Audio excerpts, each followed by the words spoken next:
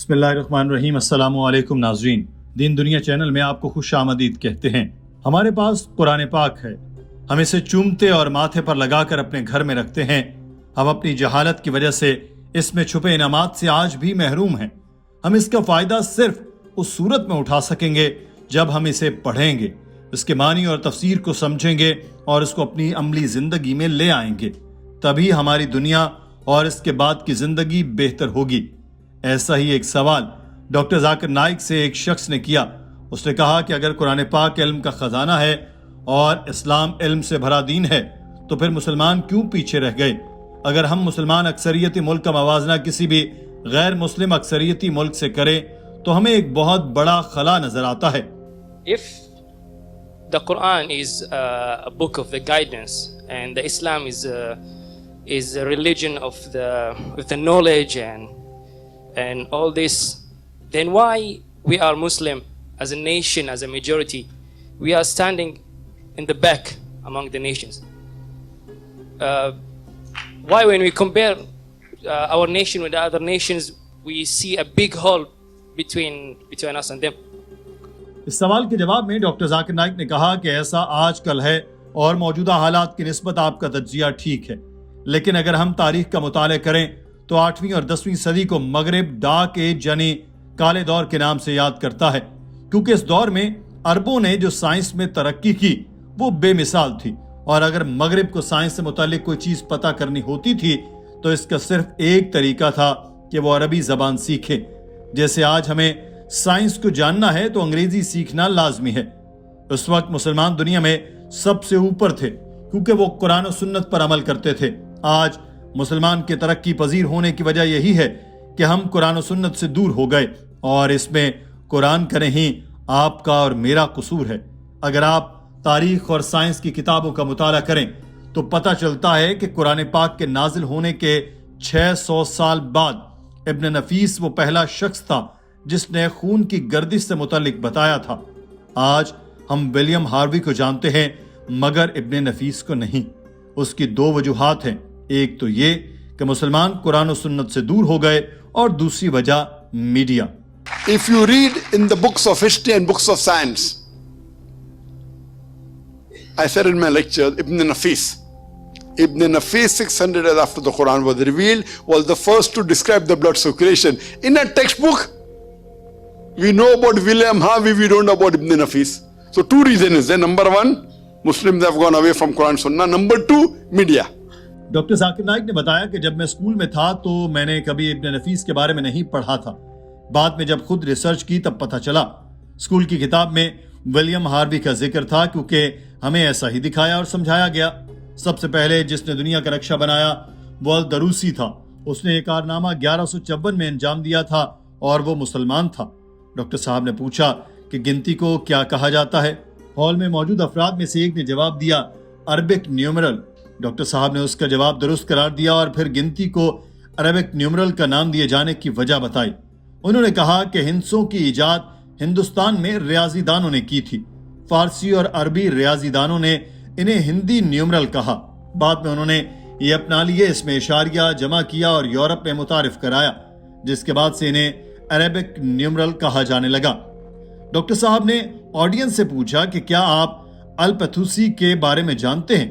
Hall میں موجود کسی شخص کو نہیں پتا تھا، تو ڈاکٹر صاحب نے بتایا یہ وہ شخص تھا جس نے پائتھوگرام تھیورم متعارف کرایا تھا، جسے ہم سب نے اسکول میں پڑھ رکھا ہے، مگر ہم نے کبھی سوچا ہی نہیں کہ اس کو دریافت کس نے کیا۔ الپتھوسی مسلمان تھا۔ ڈاکٹر صاحب نے بتایا کہ ٹریگنومیٹری البیرونی نے دریافت کی تھی، وہ بھی مسلمان تھا۔ ہم سب نے کیمسٹری پڑھ رکھی ہے، کیا ہم جانتے ہیں کہ کس کو کیمسٹری کا باپ کہا جاتا ہے؟ ایک مسلمان شخص جابر بن حیان کو۔ مغربی میڈیا جابر کا تبدیل کر کے گابر بتاتا ہے تاکہ سننے والے لگے کہ کوئی مغرب سے تعلق رکھنے والا شخص ہے۔ اس کا اصل نام جابر تھا۔ اس نے کیمسٹری کی پہلی کتاب لکھی تھی جس کے 2000 صفحات تھے۔ وہ پہلا شخص تھا جس نے شراب کو کشید کرنے کا طریقہ نکالا۔ We learn chemistry. Who's the father of chemistry? We know Geber. It's not Geber, it is Jabir ibn Hayyan. They want to, change the name, westernize it, Geber. So Geber looks like a Westerner, sounds like a Westerner, correct?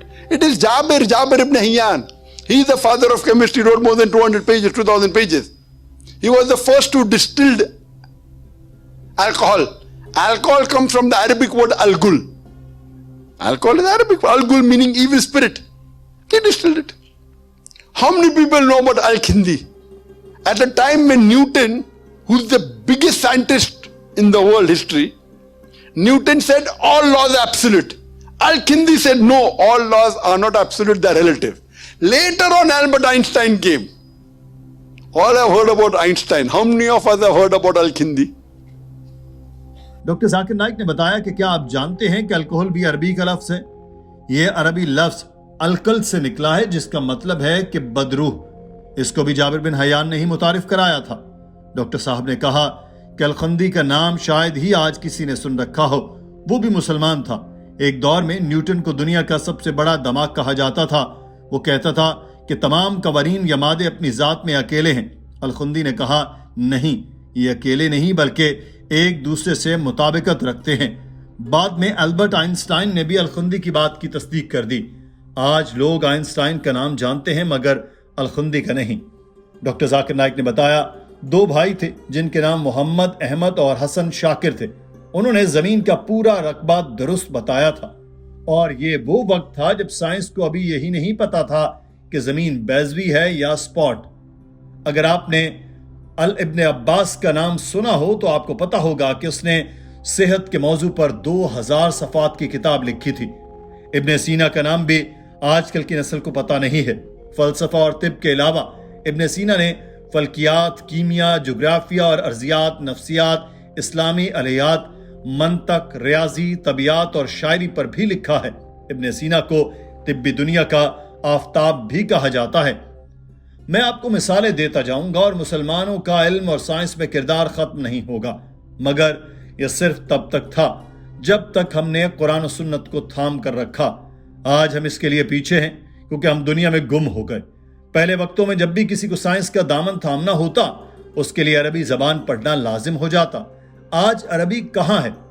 तो मेरी तमाम मुसलमानों से दरख्वास्त है कि दोबारा कुरान और सुन्नत का दामन थाम लें। कुरान मजीद दुनिया की सबसे मुस्बत किताब है। ये इंसानियत के लिए पैगाम है। ये रहमत और हिकमत का सरचश्मा है। ये गाफिल के लिए तंबीह है और रहनुमाई है। इन लोगों के लिए उम्मीद है जो मुश्किलों में घिरे हैं, मगर ये फायदे तभी मिलेंगे जब आप कुरान पाक को समझ कर पढ़ेंगे। That time, if you wanted to get advanced in science and technology, it was compulsory you learnt Arabic. Arabic was the language on top of the world. Today, where is it? Who's to blame? We are to blame. So my request to all the Muslim brothers and sisters, you go back to the Quran. Study the Quran. Quran is the most positive book in the world. It's a proclamation to humanity. It's a fountain of mercy and wisdom. It's a warning to the heedless. It's a guide to the erring. It's an assurance to those in doubt. It's a solace to the suffering and a hope to those in despair. You can get all these benefits only if you read the Quran with understanding. If you don't know Arabic, read the translation of the Quran in the language you understand the best. Implement it, inshallah, it will be a guidance for you for your full life and you'll see your life change. Hope that answers the question. दोस्तों, आज की video के बारे में आपकी राय क्या है? Comment section में जरूर आगाह कीजिएगा। अपना ख्याल रखिए। अल्लाह हाफिज।